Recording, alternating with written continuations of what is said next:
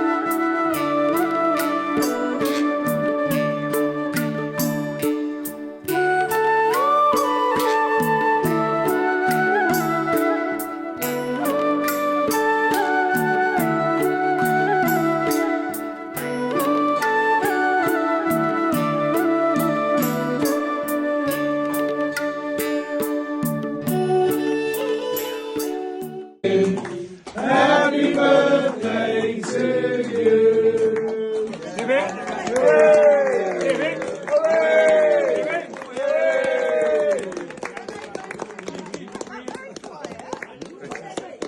you know it was her birthday? Oh. Can I have a lighter, guys?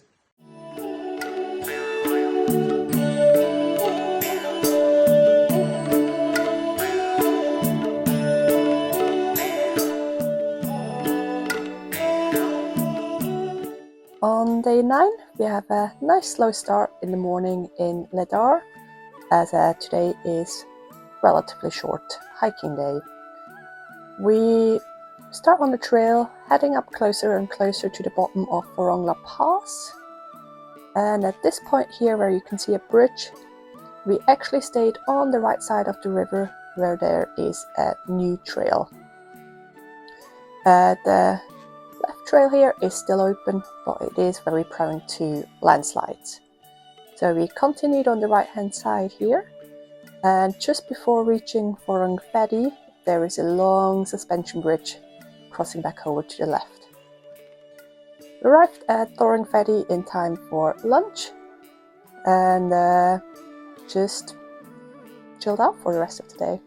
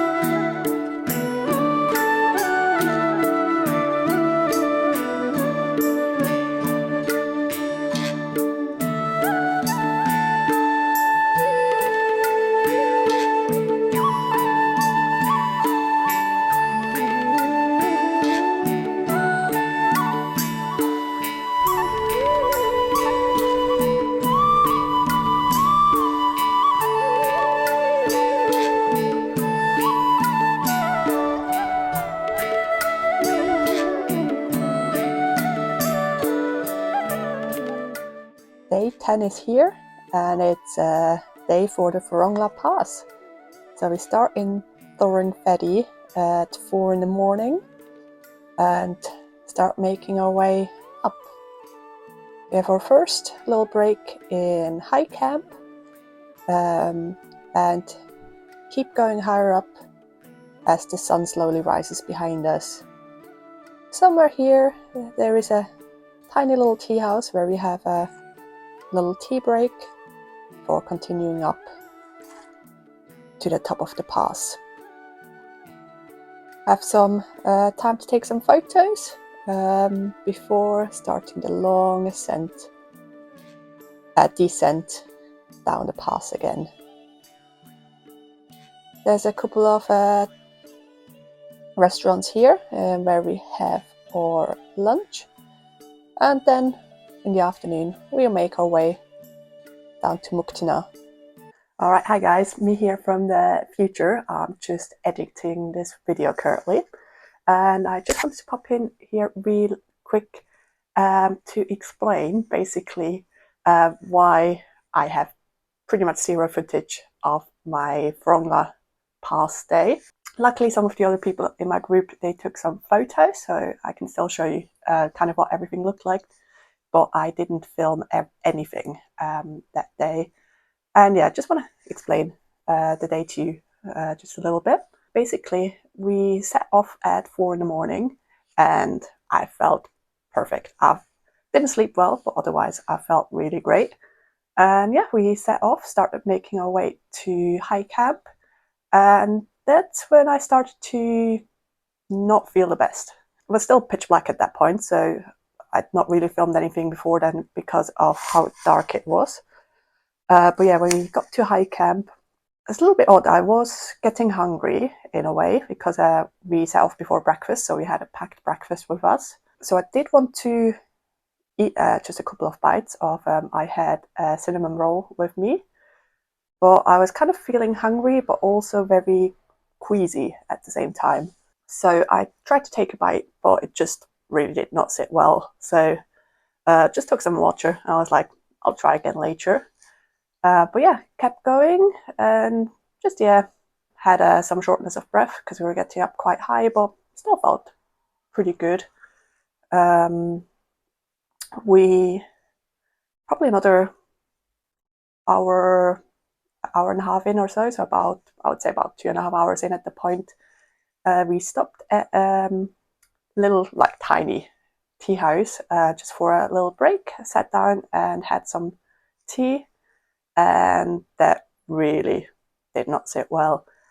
Think like the tea house, it also, do you think they cooked everything with gas, and like you could smell the gas in the tea house, and I think the combination of that already being queasy, then trying to have a tea or something, it just, combination was not good. And actually when we got back outside to continue on, threw up everything. Like, I didn't have much in my stomach, but everything I did had come up. And yeah, I was just like, after that point, I felt super nauseous for the rest of the way to the pass. Obviously, you're at a high altitude, so you do get a little bit worried at that point. But otherwise, like, I had no headache, no kind of tingling in my finger, didn't have any issues with my vision. So other than nausea, I was still feeling okay. But yeah, it's just not a good day at that point. I did actually, one of the guides did start carrying my backpack after that, just to make it a little bit easier. And luckily, I did manage to keep going, but it was very slow going from that point. Because kind of for me, just as soon as I had to stop every like 5 minutes to take some long deep breaths, because yeah, I was just super nauseous at that point. And then obviously, like, not really be able to keep anything down, kind of your energy level really drops as well. Let's say I did make it to the top at the end, but it did take a while. It also, I have been to that kind of altitude before, and so far every time I was completely fine. So I never experienced it like that. And also, I'm not someone that likes needing help. So it was a kind of, yeah, not a great morning for me. And I kind of, even at one point, I thought I was super far behind my group because I was going so slow. Then we turned a corner and there's actually like 3 others of my group that were struggling quite a bit just ahead of me. So it sounds odd, but that made me feel a little bit better, seeing the others struggling basically just as much as I did. Kind of, it makes you feel not quite so alone. Very glad at that point I was with a group, and I did have our guides with me. So head guide usually always stays at the back of the group, so he was back there encouraging me, talking me through it, and yeah, we did all get to the top at the end. I really literally only spent like 5 minutes up there because I could not wait to get back down. But yeah, just enough time to get a photo or two, and then yeah, started descending down again. And it's so weird, like how altitude does it to you, but I would say within 10 minutes of starting to head back down, so losing a little bit of elevation again, felt pretty good from that point. We did have a first little stop about maybe 40 minutes on the way down. We sat down for a minute, and I actually was hungry again at that point. Had a Snickers. Everything went down perfectly from that point. I was just fine. Then yeah, got down to lunch. Didn't want to put anything too heavy in my stomach, so I just had some noodle soup, and yeah, no problem. So yeah, my stomach and everything felt completely back to normal. And yeah, got to Muktinah after a long day, and we all had a celebratory drink. And again, it's so weird how, I said, as soon as you're out of that high altitude, if you have any issues, as soon as you come back down, yeah, back to normal and no issue afterwards.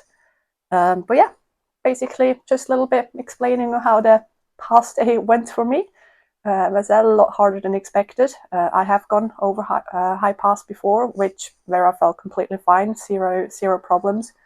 But yeah, every time you go up to altitude, it can hit you differently, and this time it definitely did. So yeah, glad we all made it over. Another one ticked off, and one thing I can say, it's definitely not going to put me off going up high again. I definitely do want to keep challenging myself and do some more adventures. But yeah, this time around it was a bit more of a struggle, but we still got there in the end. As I said, unfortunately no video from the past day, but I hope you enjoy the following photos.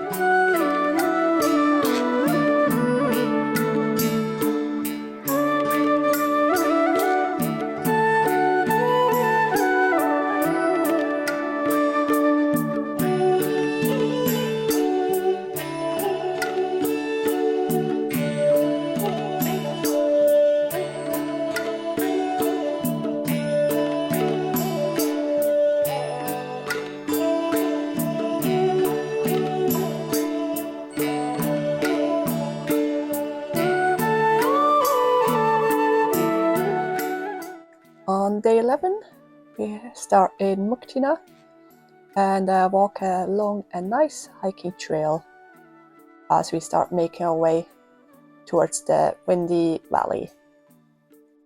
It is quite a long morning, but we finally stopped for lunch in Lupra, and after which we walk along the river valley up to the main road. The rest of the day we follow the big road. We first come to Johnson and then keep going all the way to Marpha. We do a little detour somewhere around here where we leave the road behind for a minute before coming back up onto it. And walking along this road, you really realize why this area is called the Windy Valley.